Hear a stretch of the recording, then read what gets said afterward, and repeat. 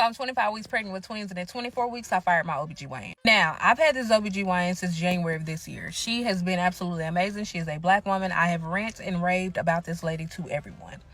But at my 24 weeks appointment last Wednesday, Sister Girl showed me her true color. She acknowledged during my appointment that she knows that I don't feel well because she is aware that I travel for my job. And she knows that sometimes when I'm done traveling, I'm spotting because I've sat down all day driving. She knows that I deal with SPD, which is where my pelvis is beginning to separate. Both of my girls are head down. She also knows that I deal with sciatic nerve issues, which is why I'm having to see a chiropractor because of this, right? In the end, when she asks me, did I have any questions or concerns, I let her know that my job is okay with me working remote. However, what they are saying is that I need a doctor's note in order to do so.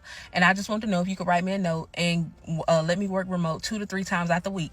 My job is okay with 5 days. I just asked for 2 to 3 times out of the week. Y'all, that lady head spent. That lady told me, no, ma'am, I can't justify you being at home for 2 to 3 times out the week. You have a great job. You got a great retirement plan. You need to be trying to work as much as you can.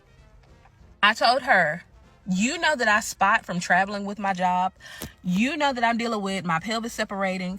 You know that I'm dealing with sciatic nerve pain, and that's not enough to justify anything. And then I'm like, my job isn't even wanting anything justified. My job know I'm pregnant. They see the way I'm walking around here. They're okay. They just need something on file saying that this person can work from home so that they can put it on file and allow me to work from home. She told me that I got a great retirement plan, that I get federal holidays off. And so the days that I need off, I need to take my personal leave.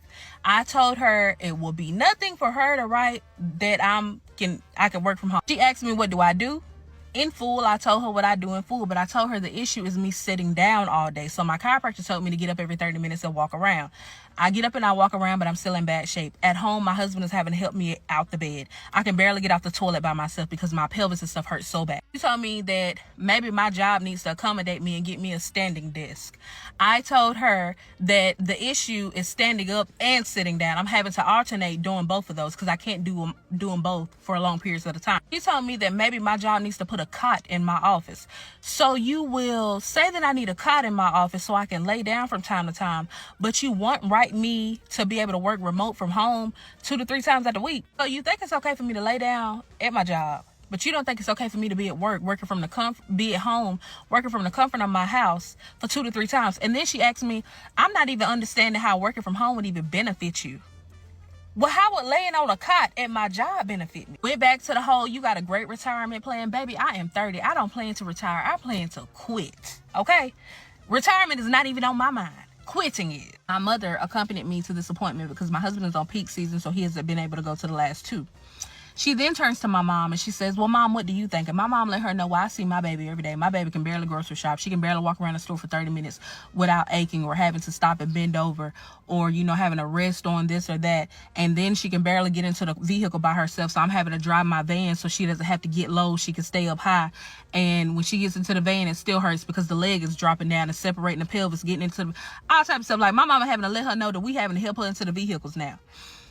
That lady heard my mom say that, and because it wasn't what she wanted to hear, she then looked at me and said, well, let me give you some motherly advice. So not only are you not listening to me, now you disrespect my mother. My mama was this close from telling her she got a mother. She don't need motherly advice. And I was so glad she held her peace because, see, I held mine too because I was this close from cussing her. I almost cussed her slap out. I decided I'd do you one better. I will fire you. And that's exactly what I did.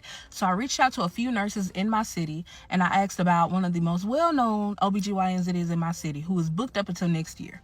But they pulled some strings for me and that lady let me in. So now I have a new doctor. And I am praying to God that this lady hear me and she listens to me. She delivered 2 of my best friend's babies.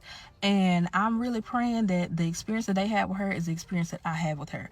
But my biggest thing was, if I'm 24 weeks pregnant and you can acknowledge that I'm high risk and you know everything I'm going through and you still won't help me out, what's going to happen when I'm 30 plus weeks? What's going to happen when it's time to go in and give birth?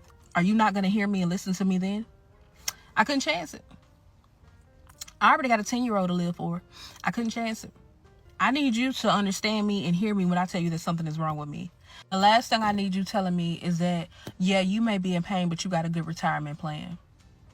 Yeah, all right. You fired. You work for me. I don't work for you. Goodbye. I'm so sorry you had to endure that incredibly frustrating and upsetting experience with your OBGYN. It's completely understandable to feel betrayed and angry after being misled about such an important procedure. Your decision to seek out a new, supportive doctor shows immense strength and self-advocacy. You deserve compassionate and attentive care, especially during your pregnancy. Stay strong and continue prioritizing your health and well-being. You absolutely deserve the best support as you prepare to welcome your twins. Your resilience is truly inspiring.